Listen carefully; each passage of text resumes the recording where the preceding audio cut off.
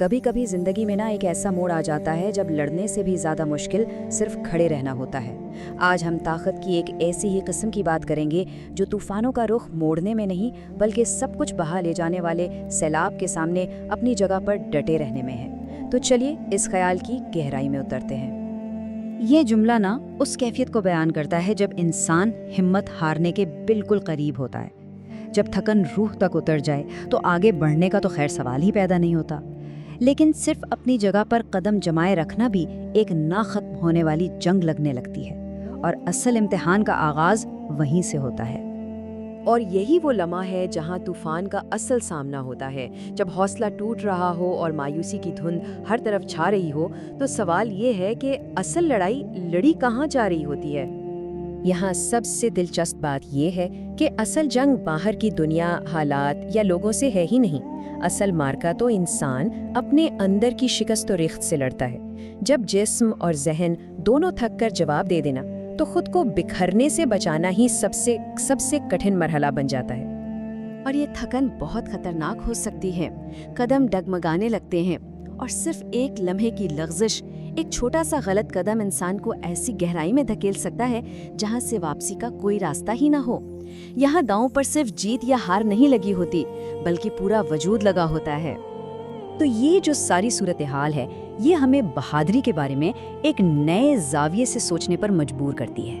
کیا بہادری کا مطلب ہمیشہ آگے بڑھ کر ٹکرانا ہی ہے، یا اس کا کوئی اور مطلب بھی ہو سکتا ہے؟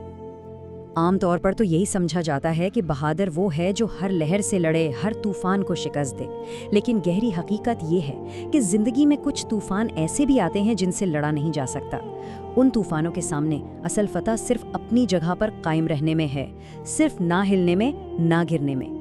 تو پھر یہ غیر معمولی ہمت، یہ ثابت قدمی آتی کہاں سے ہے؟ آخر وہ کون سی طاقت ہے جو انسان کو شدید ترین حالات میں بھی اپنی جگہ پر جمائے رکھتی ہے؟ اس طاقت کا سرچشمہ ایک یقین ہے۔ یہ آیت طوفان روکنے کا وعدہ نہیں کرتی بلکہ یہ اس طوفان میں ساتھ نبھانے کا یقین دلاتی ہے۔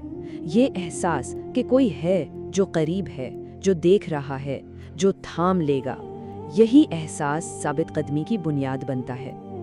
تو یہ ثابت قدمی آخر ہے کیا؟ یہ وہ قوت ہے کہ جب آگے بڑھنے کے سارے راستے بند ہو جائیں تب بھی انسان اپنی جگہ نہ چھوڑے۔ یہ آپ سمجھیں پسپائی اور شکست کے درمیان کھڑی ایک دیوار ہے۔ یہ ڈٹے رہنے کا نام ہے۔ یہاں یہ بات کتنی خوبصورتی سے واضح ہوتی ہے کہ کبھی کبھی زندگی کی دوڑ کا مقصد منزل تک پہنچنا ہوتا ہی نہیں ہے، مقصد صرف راستے میں گرنے سے بچنا ہوتا ہے۔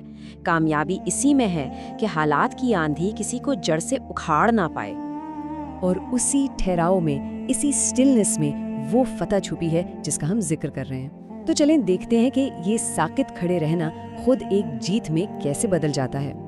ذرا اس لمحے کا تصور کریں جب تھکن کی انتہا ہو چکی ہو، جب ہمت کے سارے ذخیرے خالی ہو چکے ہوں اور اگلا قدم اٹھانے کی ذرا بھی سکت باقی نہ رہی ہو۔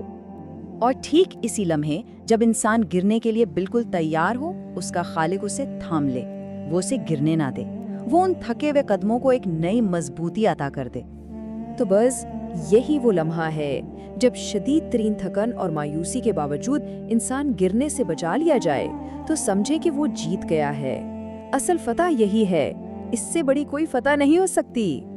تو سارا فلسفہ، سارا نچوڑ اس ایک نقطے پر آ کر ٹھہرتا ہے کہ پہلا اور سب سے اہم مقصد اوندھے منہ گرنے سے بچنا ہے۔ اگر انسان اس میں کامیاب ہو گیا تو باقی معاملات خود بخود سنورنے لگتے ہیں۔ اور اس گفتگو کے اختتام پر ایک سوال ہم سب کے لیے، زندگی کے وہ کون سے طوفان ہیں جہاں اصل جیت لڑنے میں نہیں بلکہ صرف اپنی جگہ پر ڈٹے رہنے میں ہے؟